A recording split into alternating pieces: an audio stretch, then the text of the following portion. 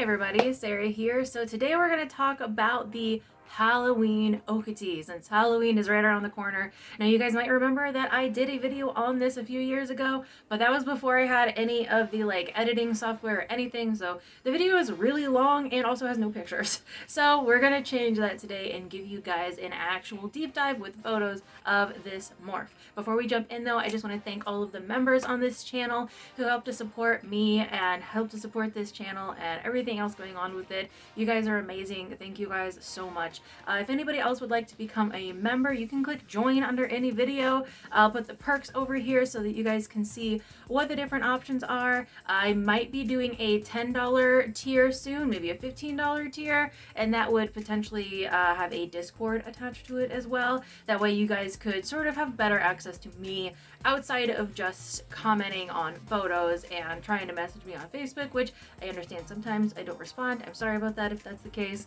But let me know down below if that is something that you guys would be interested in, and maybe if there's something else that you would be interested in as a member. I would really like to know. Also, a quick thank you to Reptilinks for helping to support this channel. You can use my code SarahSnake27 at checkout at reptilinks.com and you get a discount. It also gives me a little bit of money back, and so if you would like good food for your snakes with a discount, and it also helps me, you can use my code at reptilinks.com. Also remember, I have a website, sarahssnakeshop.com, where I sell corn snakes and corn snake accessories. I'm actually going to be moving the sales portion from the website slowly to just Morph Market because my website hosting is absolutely gouging me for money, and Morph Market is much more reasonable and it's easier to edit, it's more user friendly. So if you would like to see the snakes that I have for sale, you can go to Morph Market, and any of the other information you would like to know about me, sarahssnakeshop.com is the one to go to. I've been on many podcasts and things like that, so if you want to know all that information, all that's going to be on the website. Now, I'm going to jump into the Halloween okti information. Halloween is an okti morph that was more popular a while ago, back in the mid 2010s. However, not too many people in general have really been producing this for a long time. So the originator of the Halloween okti was Graham Criglow. He's done a lot in the hobby here and there. To create the Halloween okti, he mixed together the Abbott line of okti and the Love line of okti. I want to say back in the late 2000s, maybe early 2010s is when this was going on.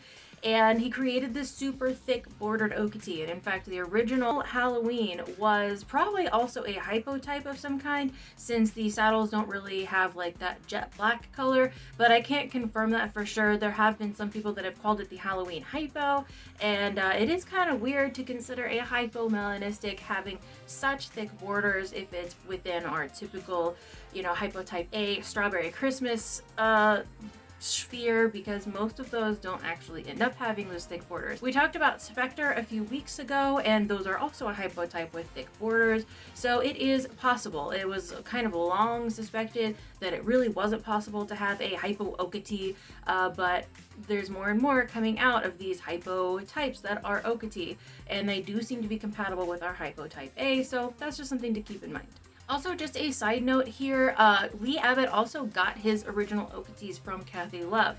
So when we say we're mixing the Love line with the Abbott line, they're all kind of based in the Love line.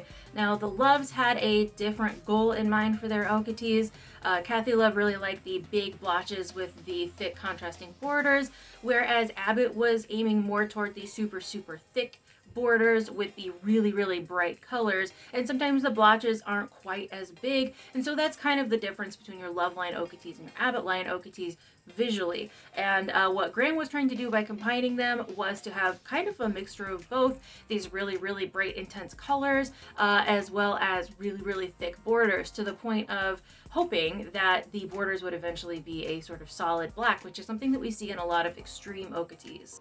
Now, these snakes almost disappeared for a decade, and this was after Graham had sold out the project to Ricky Cowley. And I had never heard of Ricky Cowley before for this, and I still don't know anything about him other than that's who Graham sold this project to back in around 2013, 2014, give or take.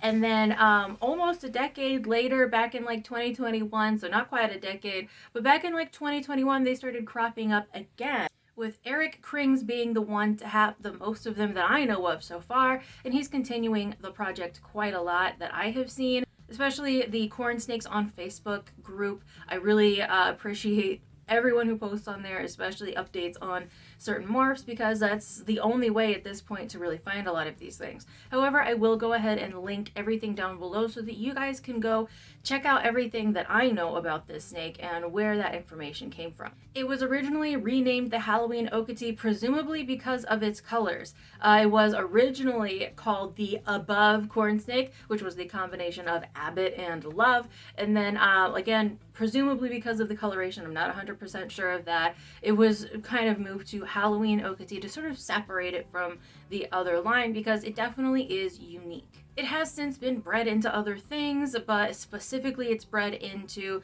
some Sherman line okties, and for those of you who don't know, that's where red Zeppelins come from. It has been bred into buckskin okties, and it has also been bred into Tessera okties, so we do see some Tesseras here and there as well. As it usually goes, a lot of the progeny from the original snake now don't really look a whole lot like the original snake, especially since, in my opinion, the original snake was a hypotype of some sort, with more of a like purpley gray in the dark color instead of being straight black, whereas most of the ones that we see now do have that straight black coloration. This is just a morph that we don't see very often, and it's really uncommon, and I thought that it would be really cool to sort of show you guys photos and give you just a general information or awareness that this morph exists. And again, I'm going to post all of the links down below so that you guys can go and you can see everything and you can read up on everything. There's not a whole lot of information out there on this morph, but thankfully Eric has kept a lot of the history sort of condensed in one place, and when I went to go look, he had the list of the history mentioned multiple different times in his Facebook post. So thank you so much for doing that. I really appreciate it. Let me know if there's any weird obscure morphs that you've heard of that you would like a deep dive of down below, and if you've watched this far, type the word vitamins down below, just because I want to see. This is our secret word of the day. The secret word is vitamins. And so thank you guys so much for watching. I'll see you in a new video soon.